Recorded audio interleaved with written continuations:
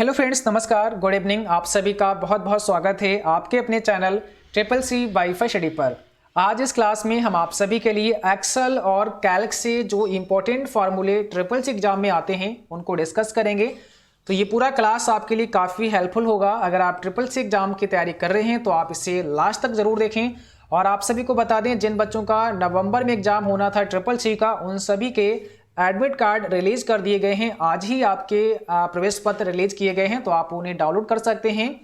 और कैसे आपको डाउनलोड करना है, इस पर हमने अभी कुछ समय पहले एक वीडियो अपलोड की थी, तो आप उसे देख सकते हैं। उसमें पूरा प्रोसेस समझाया गया है कि आप कैसे डाउनलोड कर सकते हैं। ठीक है, चलिए शुरुआत करते हैं। बट क्लास शुरू करने से पहले आपको बता दें, अगर आप ट्रिपल सी एग्जाम के लिए ऑनलाइन मॉक टेस्ट देना चाहते हैं तो आप हमारी वेबसाइट www.tripleciwifi.com पर विजिट करें। वहां पर आपको ढेर सारे ऑनलाइन मॉक टेस्ट अवेलेबल हैं और वो सभी मॉक टेस्ट आप हिंदी और इंग्लिश में कर सकते हैं। साथ साथ वहां से इंपॉर्टेंट क्वेश्चन आंसर और उनकी पीडीएफ भी डाउनलोड कर सकते हैं। लिंक नीचे डिस्क्रिप्शन बॉक्स में दिया गया है। तो चलिए शुरुआत करते हैं। आपको बता दें, आज हमने इस क्लास में कौन कौन से फार्मूले शामिल किए हैं। तो आज यहाँ पर आप लोग पढ़ेंगे, देखो आप यहाँ पर सबसे पहले तो लेफ्ट के बारे में समझेंगे, उसके बाद राइट के बारे में समझेंगे, मिड, फाइंड, कॉन्केटेनेट, लेन, अपर, लोअर और प्रॉपर। ठीक है, इसके बाद एक ट्रिम भी है, उसको भी हम लोग समझेंगे। तो ये सभी फार्मूले आपके लिए मोस्ट इंपॉर्टेंट हैं। और अगर आप इस क्लास को पूरा प्रॉपर लास्ट तक करते हैं अच्छे से, तो क्योंकि यहाँ पर हम विद प्रैक्टिकल आपको सारी चीजें बताएंगे, तो बहुत ही इजीली आपको ये याद हो सकते हैं। और इनसे रिलेटेड बहुत सारे क्वेश्चन बनते हैं आपके ट्रिपल सी एग्जाम में। तो अगर कोई भी क्वेश्चन बनता है तो आप उसका जवाब बहुत ही आसानी से दे पाएंगे।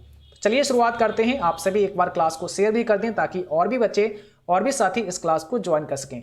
तो सबसे पहला दिया है यहाँ पर ट्रिम। अब देखो ट्रिम जो फार्मूला होता है ये कैसे काम करता है, इसको हमें समझना है।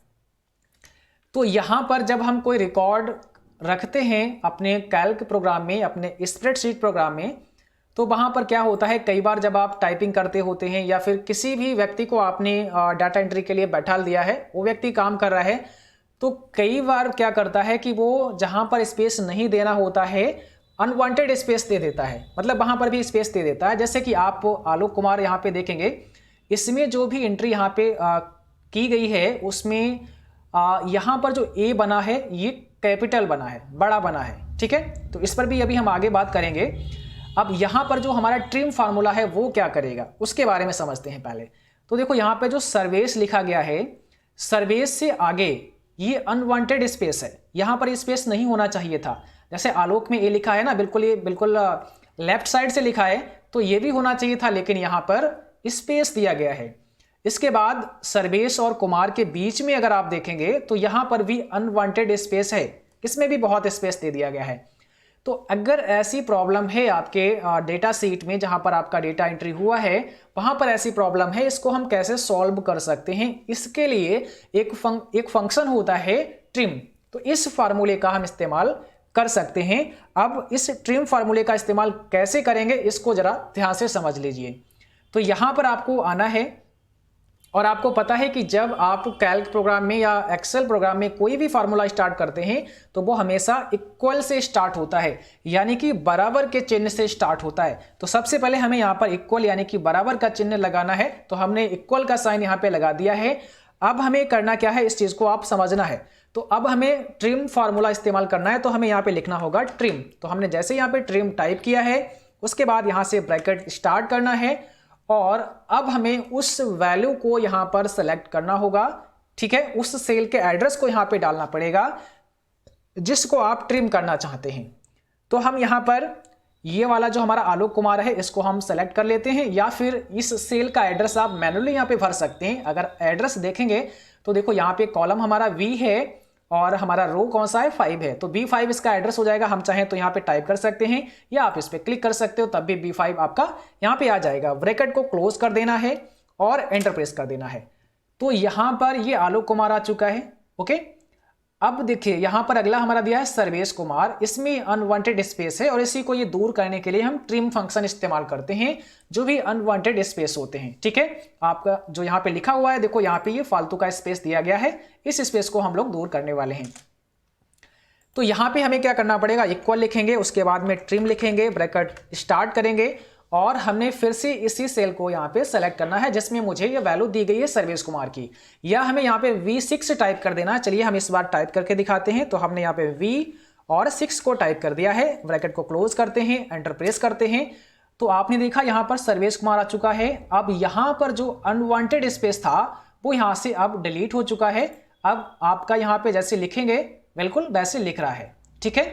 तो ये जो अनवांटेड स्पेस मिलता है इसको हम दूर करने के लिए ट्रिम फंक्शन इस्तेमाल कर सकते हैं। अब आप इन दोनों को ऐसे करके सेलेक्ट कर सकते हैं। उसके बाद में यहाँ पर आप डबल क्लिक करेंगे तो ये पूरी वैल्यू आपके नीचे तक आ जाएगी, यानी कि ये फार्मूला हमारा अब नीचे तक अप्लाई हो चुका है। अब देखा यहाँ पर जो भी अनवांटेड स्पेस था वो इस वाले ट्रिम वाले कॉलम में आपको कहीं भी नजर नहीं आ रहा है। ये चीज़ क्लियर हो गई है। तो मुझे उम्मीद है कि आपको ये ट्रिम फंक्शन समझ में आ चुका होगा, इसका इस्तेमाल क्यों करते हैं और कैसे करते हैं, है ना। जो भी हमारा अनवांटेड स्पेस होता है हमारी सेल में उसको दूर करने के लिए हम ट्रिम फंक्शन का इस्तेमाल करते हैं। कैसे करते हैं अभी हमने आपको विद प्रैक्टिकल समझा दिया है। जिस बच्चे के समझ में ना है वीडियो खत्म होने के बाद इसे दोबारा से जरूर देखें, ठीक है। अगर आप इसको दोबारा से देखेंगे तो आपको 100% समझ में आ जाएगा।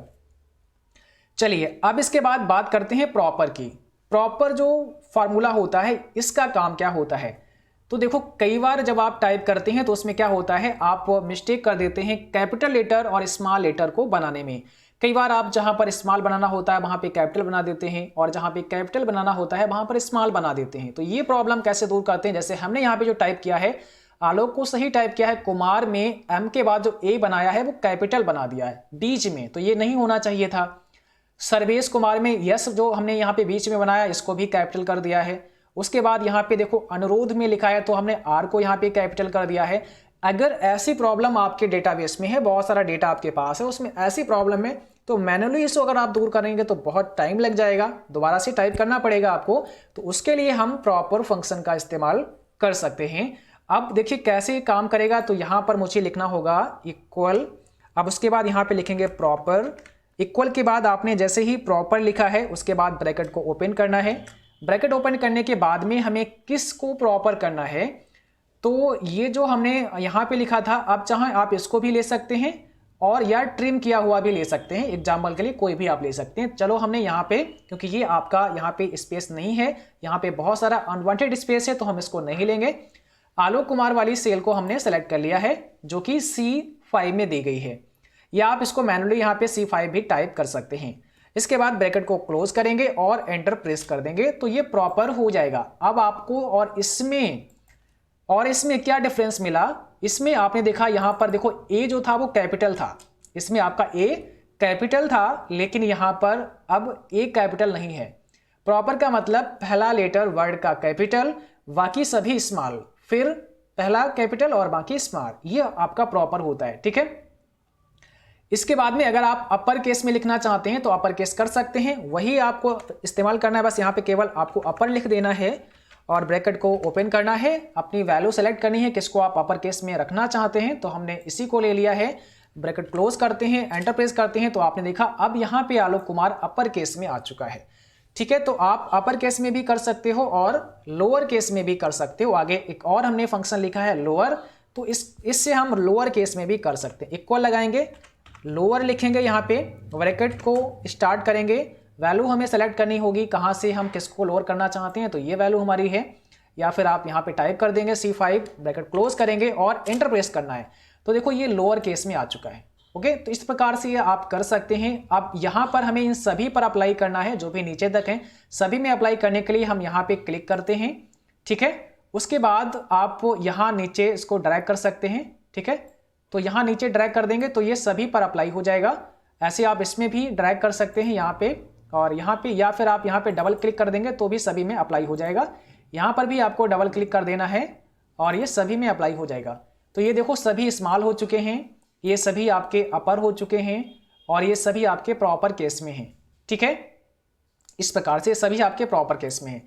तो आपको ट्रिम फंक्शन और प्रॉपर फंक्शन और अपर फंक्शन, इसके बाद में लोअर फंक्शन समझ में आ चुका है, ठीक है। अगर समझ में आ चुका है तो नीचे कमेंट बॉक्स में जरूर लिखें कि हाँ सर समझ में आ चुका है। अब इसके बाद हम बात करते हैं लेन फंक्शन की। इस लेन फंक्शन का क्या होता है, ठीक है, इसका यूज क्या होता है, इस लेन फंक्शन की बात करते हैं।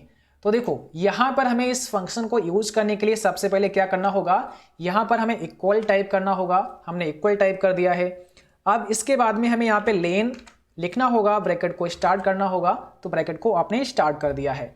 अब किस पर अप्लाई करना चाहते हैं उसको आप सेलेक्ट करेंगे, जैसे कि आपने यहां पर जो ट्रिम किया था इसको अप्लाई करना चाहते हैं, या फिर आप चलो पास की वैल्यू ले लेते हैं, लोअर वाले की, इसको ले लिया है। ब्रैकेट क्लोज करेंगे, एंटर प्रेस करेंगे, तो यहां पर आपको 10 दिखाई दिया। अब देखो इसमें समझिए रिजल्ट कैसे देता है। जो लेन फंक्शन होता है ये आपकी लेंथ बताता है, लेंथ बताता है आपके वर्ड की। तो यहां पर इस सेल में जो भी लेटर लिखे हैं आपने, जैसे कि आलोक, इसमें देखो ALOK, तो ये टोटल कितने हैं, 4 हैं। KUMAR ये कितने हैं, 5 हैं। 5 4 9 और एक इसमें बीच में स्पेस है, ठीक है। तो टोटल इसने कितने बता दिए, 10 बता दिए। तो ये स्पेस को भी काउंट करता है, इसको भी आपको ध्यान रखना पड़ेगा। लेंथ फंक्शन यानी कि जो लेन फंक्शन है ये स्पेस को भी काउंट करता है। टोटल इसने यहां पर आपको कितने बता दिए, 10 बता दिए। ऐसे अगर आप सबका देखना चाहते हैं तो यहां पे आपको डबल क्लिक करना होगा और यहां पर सभी का ये लेंथ बता देगा, ठीक है। तो सबका यहां पे निकल चुका है। तो आप समझ लेना इसका हम इस्तेमाल कैसे करते हैं बहुत ही ध्यान से, क्योंकि ये सभी बहुत ही इंपॉर्टेंट हैं। तो ये चीजें आपके समझ में आ चुकी हैं, ट्रिम, प्रॉपर, अपर, लोअर और लेन। चलिए अब हम आपको बताते हैं ये जो लेफ्ट फंक्शन है ये कैसे काम करता है। लेफ्ट फंक्शन कैसे काम करता है इसके बारे में आपको बताते हैं। ओके, जैसा कि आप यहां पे देख सकते हैं, यहां पे टाइप करते हैं लेफ्ट, ठीक है। अब देखिए यहां पर जो आपका ये लेफ्ट फंक्शन है ये कैसे काम करता है, तो हमें यहां पर इस वैल्यू को यूज करके दिखाना है आपको। तो यहां पर हमें लिखना होगा इक्वल, उसके बाद हम लिखेंगे लेफ्ट, इसके बाद को हमें ब्रैकेट को स्टार्ट करना है। अब यहां पर जैसे हमने ब्रैकेट को स्टार्ट किया है, अब हमें यहां पर टेक्स्ट पूछ रहा है आपसे। देखो यहां पे कह रहा है टेक्स्ट बताइए, कहां पे टेक्स्ट है आपका जिसमें आप लेफ्ट निकालना चाहते हैं। तो मेरा टेक्स्ट ये कंप्यूटर ऊपर लिखा हुआ है, ये वाला है। हम इसको सेलेक्ट करेंगे या इस सेल का एड्रेस हम यहाँ पे डाल देंगे। तो यहाँ पे मैंने सेलेक्ट किया है, इस सेल का जो एड्रेस है वो B14 है, वो अपने आप यहाँ पे आ चुका है, ठीक है। अब इसके बाद आपको क्या करना है, कॉमा लगाना है। कॉमा लगा दिया। अब हमें यहाँ पर नंबर टाइप करना होगा, और वो नंबर जो कि हम लेफ्ट में देखना चाहते हैं। तो हमने यहाँ पे जैसे कि फॉर एग्जांपल के लिए 2 टाइप कर दिया है। ब्रैकेट को बंद करते हैं। अब आपको रिजल्ट दिखाते हैं इसका क्या आएगा। तो एंटर प्रेस करते हैं, यहाँ पर आपने देखा को आ चुका है। अब आपके क्या समझ में आया, जो लेफ्ट फंक्शन होता है वो आपके वर्ड का, जो वर्ड आपने यहाँ पे लिखा है उसका लेफ्ट साइड से लेटर दिखाता है, कितने, जितने आप टाइप करते हैं। तो इस सेल में हमने जो फॉर्मूला लगाया था उसमें 2 लेटर हमने यहाँ पे लिख दिए थे कि भाई लेफ्ट साइड से V14 सेल के अंदर जो भी वर्ड लिखा गया है उसके 2 लेटर हमें शो होने चाहिए, ठीक है। किस साइड से, लेफ्ट साइड से। तो इसमें यहां पर देखो लेफ्ट साइड से C और O है, तो यहां पे C और O आ चुका है। 2 लेटर आपने बताए तो 2 लेटर यहां पे दिखे। अगर हम चाहते हैं कि लेफ्ट साइड से हमें 2 के जगह 4 लेटर दिखाई दें तो हमने 4 टाइप कर देना है और एंटर प्रेस कर देना है। तो अब देखो लेफ्ट साइड से 4 लेटर आपको यहां पे शो हो रहे हैं, नजर आ रहे हैं। ओके, तो आप समझ चुके हैं लेफ्ट फंक्शन कैसे काम करता है और इसका इस्तेमाल क्या हो सकता है। इससे रिलेटेड कैसे कैसे प्रश्न आ सकते हैं आपकी SSC एग्जाम में, आगे की जो क्लास कराएंगे उसमें हम क्वेश्चन लेकर आएंगे फार्मूलों से रिलेटेड, और फिर आपसे सवाल करेंगे कि भाई इस क्वेश्चन का आप हमें जवाब बताइए। तो अगर आपने इस क्लास को समझा होगा, इसके अलावा एक और क्लास जो हमने ऑलरेडी आपको दी है उसका लिंक डिस्क्रिप्शन में है, उसको भी अच्छे से पढ़ लेना। ये दोनों क्लास पढ़ने के बाद जब हम आपको क्वेश्चन आंसर कराएंगे इन फार्मूलों से रिलेटेड, तब आपको अच्छे से समझ में आएगा कि हाँ सर आपने जो चीज़ पढ़ाई थी वो हमारे काम की है और वो अब हमें बहुत अच्छे से समझ में आ गई है, हम इन सभी को कर पा रहे हैं, ठीक है। क्योंकि जब ऐसे प्रश्न आपके सामने आएंगे तब आपको ये चीज़ महसूस होगी। तो अभी आपको अच्छे से पढ़ना है। देखो यहाँ पर ये 4 आ चुके हैं। अब इसके अलावा एक राइट फंक्शन है, तो राइट इसका अपोजिट होता है। इसमें क्या करना होगा, इक्वल लिखना होगा, फिर से हमें राइट लिखना होगा, ब्रैकेट को ओपन करेंगे। अब यहां पर हमें वो आपका टेक्स्ट कहां पे लिखा है उसको हमें यहां पे लेना होगा। तो हम यहां पे क्लिक कर देते हैं, जैसे कि B14 आ चुका है, कॉमा लगा दिया। अब हमने यहां पे अगर 2 लिखना है या 3 लिखना है, चलो मैंने 3 लिख दिया, ब्रैकेट को क्लोज कर दिया है। तो अब ये क्या करेगा, आपको आपके टेक्स्ट में राइट हैंड साइड से 3 लेटर आपको शो करेगा। अब 3 लेटर में आपको TER मिलेगा, तो आंसर हमारा TER होगा। जैसा कि यहाँ पे देख सकते हैं, ये आपका TER है, लास्ट के 3 लेटर राइट साइड में। ठीक है, तो लेफ्ट और राइट ये दोनों फंक्शन आपको समझ में आ चुके हैं। अब बात करते हैं मिड फंक्शन की। ये मिड फंक्शन कैसे काम करता है इसको भी समझते हैं। तो यहां पर हमने इक्वल लगाया, मिड लिखा, ब्रैकेट को स्टार्ट किया। अब देखो यहां पर ये मिड फंक्शन कैसे काम करेगा। फिर से हमें अपना जो टेक्स्ट है, जो हमारा वर्ड लिखा गया है उस सेल में, उस सेल को हमें सेलेक्ट करना है, या मैनुअली रूप से हम यहाँ पे टाइप कर सकते हैं। तो हमने इसको क्लिक कर लिया, इसके ऊपर सेलेक्ट कर लिया है, यहाँ पे B14 आ चुका है। अब हमने इसमें कॉमा लगा दिया। कॉमा लगाने के बाद में मिड फंक्शन के लिए हमें क्या करना पड़ेगा, यहां पर एक नंबर टाइप करना होगा कि हम मध्य में कहां से स्टार्ट करें। जैसे कि बीच में कंप्यूटर जो वर्ड लिखा है इसमें बीच से आप कहां से स्टार्ट करना चाहते हैं। तो हम चाहते हैं कि यहां पर जो शुरुआत के 3 लेटर हैं ये छोड़ दीजिए। ठीक है, 3 लेटर के बाद में आप स्टार्ट करिए। तो हम यहाँ पे 3 टाइप कर देते हैं। 3 टाइप करने के बाद में अब हमें कॉमा लगाकर उसको ये भी बताना पड़ेगा कि चलो ठीक है 3 लेटर से हम स्टार्ट करेंगे। अब इसके बाद हमें कितने लेटर दिखाने हैं बीच के, वो आप बता दीजिए। तो हमें 2 लेटर देखने हैं, तो हम 2 टाइप कर देंगे, एंटर प्रेस करेंगे। तो देखो यहाँ पर MP आ चुका है। अब जरा ध्यान से समझो MP क्यों आया यहाँ पर, क्योंकि V14 में हमने पहले 3 से स्टार्ट करवाया, यहाँ पर तीसरे लेटर से हमने स्टार्ट करवाया और 2 लेटर हमें दिखने थे। तो देखो कंप्यूटर में पहला लेटर C है, दूसरा O है और तीसरा M है। हमने तीसरे से स्टार्ट करवाया था, यानी कि M से स्टार्ट हुआ है और 2 लेटर देखने थे, तो M भी दिखा हमें और फिर P दिखा, तो हमें यहाँ पर MP नजर आ गया। ठीक है, अब एक बार और हम इसको समझाते हैं ताकि आप अच्छे से समझ पाएं। चलिए अब हमें बीच से, देखो बीच वाली जो वैल्यू है ना वो अपने आप कंप्यूटर नहीं दिखाएगा, आपको बताना पड़ेगा कि मिड जो वैल्यू है, बीच की जो वैल्यू है वो कहाँ से स्टार्ट करें और फिर कितने आपको दिखाएं, वो चीज़ हमें बतानी पड़ेगी। तो हम चाहते हैं इस बार बीच में चौथे वाले नंबर से स्टार्ट कर दो, तो हमने यहाँ पे 4 लिख दिया। ठीक है, अब अगर आप चौथे वाले नंबर से स्टार्ट करेंगे तो कितने चाहिए आपको देखने के लिए, तो हमें 3 चाहिए, तो हमने 3 इस बार टाइप कर दिया है और एंटर प्रेस कर दिया है। अब देखिए यहाँ पर पुट लिख के आ गया, मतलब कि COM 3 हो गए, चौथा हमारा P हो गया, P से स्टार्ट कराया था हमने, और फिर P दिखा हमें, U दिखा और T दिखा, क्योंकि हमें 3 लेटर देखने थे। जैसा कि फार्मूले में आप देख सकते हैं यहाँ पर हमने 3 लिखा था। ठीक है, तो उम्मीद करता हूँ ये भी आपके समझ में आ चुका होगा। अब आगे बढ़ते हैं और फाइंड फंक्शन हम कैसे इस्तेमाल कर सकते हैं इसको समझते हैं। देखिए फाइंड फंक्शन हमें क्या बताता है, जो हमारा लेटर लिखा गया है, आपने जो वर्ड लिखा है कंप्यूटर, जैसा कि यहाँ पर जो कंप्यूटर का वर्ड लिखा गया है इसमें जो लेटर हमने लिखा है उस लेटर को हम फाइंड कर सकते हैं। ठीक है, कैसे, तो यहाँ पर हमें इक्वल लिखना है, उसके बाद फाइंड लिखना है।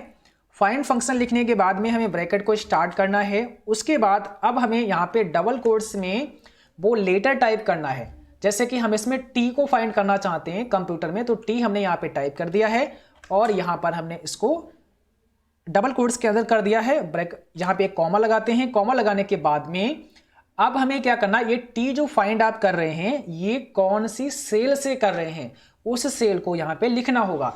तो हमारे पास ये सेल रहेगी कंप्यूटर वाली, तो हमने इसको सेलेक्ट कर दिया है, ब्रैकेट क्लोज करके हम इसे एंटर प्रेस करते हैं। तो देखो ये 6 नंबर पर हमारा T है, ये इसने बता दिया है। अब कंप्यूटर में अगर आप देखेंगे तो C पहले स्थान पर है, O दूसरे स्थान पर है, M तीसरे स्थान पर है, P चौथे स्थान पे है, U 5वें स्थान पर है और T आपका 6 नंबर पर है, 6ठे स्थान पर है। वो चीज हमें यहाँ पर फाइंड ने बता दी है। ओके, तो उम्मीद है आपके समझ में आ चुका होगा। एक बार फिर से हम आपको बताते हैं ये कैसे काम करता है।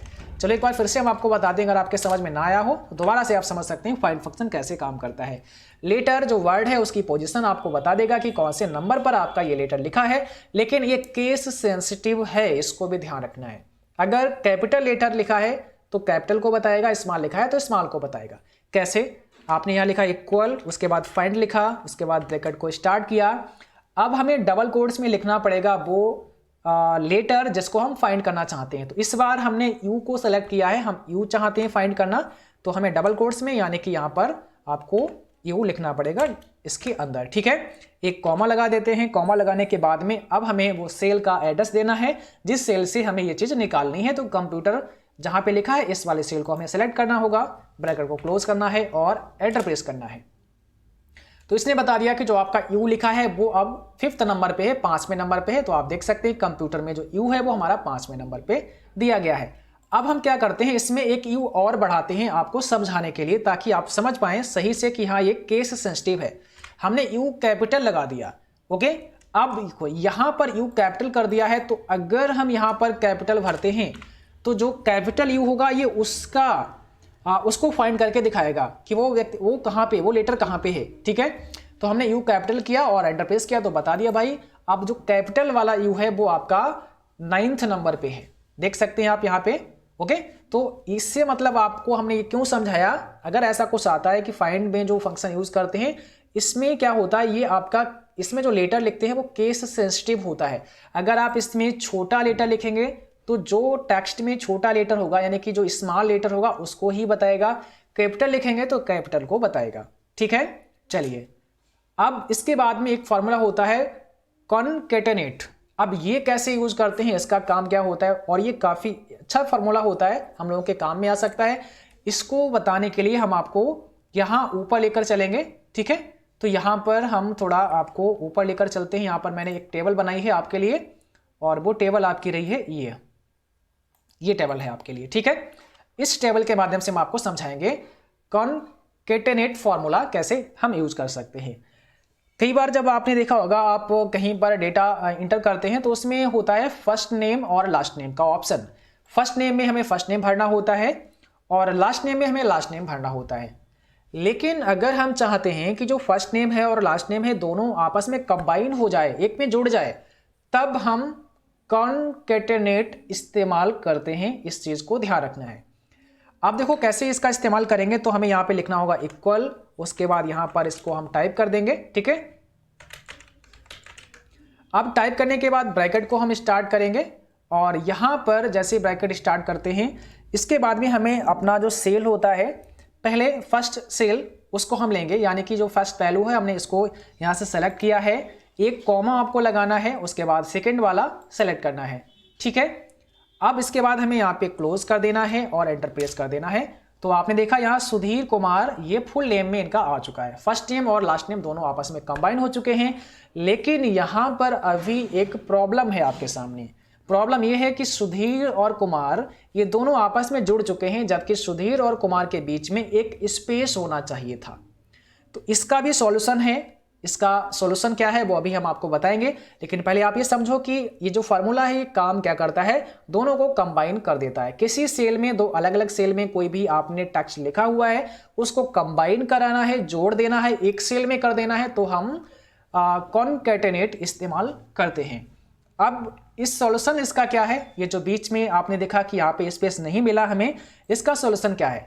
तो इसके लिए हमें क्या करना पड़ेगा, यहां पर जो J5 आपने लिखा है इसके बाद आपको एक कॉमा लगाना है और कॉमा लगाने के बाद में, चलो मैं इसको दोबारा ही लिखता हूं, ठीक है, ताकि आपको फिर से ये पता चल जाए। इक्वल लिखा आपने, कॉनकैटेनेट आपने यहां पे टाइप किया, ब्रैकेट को स्टार्ट किया है, पहली वैल्यू को हमने सेलेक्ट किया है, एक कॉमा लगा दिया है। अब इसके बाद में हमें डबल कोट्स यहां पे लगाना है। तो हमने यहां पर जैसा कि आपका जो इन्वर्टेड कॉमा होता है ना, इसको आपको लगाना है और एक स्पेस देना है और फिर से इसको लगाना है, ठीक है। तो इसको मैंने लगा दिया है।